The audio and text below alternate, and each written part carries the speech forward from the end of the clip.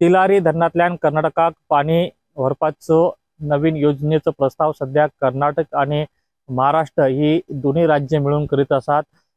महाराष्ट्रातल्या कोलेक आणि म्हाळुंगे या दोन्ही गावाच्या मध्ये असलेल्या बांडोरा या नाल्याचेर एक लहानसे धरण, तसेच कर्नाटक हद्दीत असलेल्या धामणे या गावालागी असलेल्या देवनाला हांगासर एक धरण आणि तिसरे धरण असा ते पोळेपूर माळ या नाल्याचेर उभे करून या तिन्ही धरणातले पाणी तिलारी धरणात सोडपाचे आणि तिलारी धरणातल्यान थेट पाणी वळवून ते बेळगावच्या मार्कंडेय या नदीत सोडपाची नवीन योजना या दोन्ही राज्यांनी तयार केली असतात। आणि त्याच्या खातीर शुक्रवारा चंदगडचे आमदार राजेश पाटील आणि बेळगावचे खासदार जगदीश शेट्टर यांच्या नेतृत्वाखाली बेळगाव हांगासर दोन्ही राज्यांच्या अधिकाऱ्यांसोबत बैठक झाली आणि या बैठकीत सविस्तर या विषयावर चर्चा करण्यात केली असतात।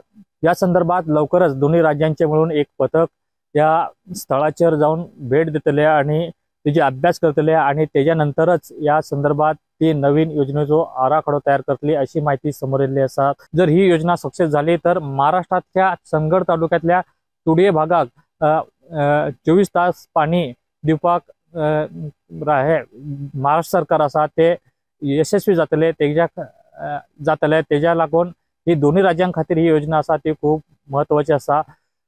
त्याच्या खातीर हे दोन्ही राज्य आसा ती ही योजना मार्गी लावपाचो प्रयत्न करतले। प्रोडंडा खातीर प्रमोद फोंडे।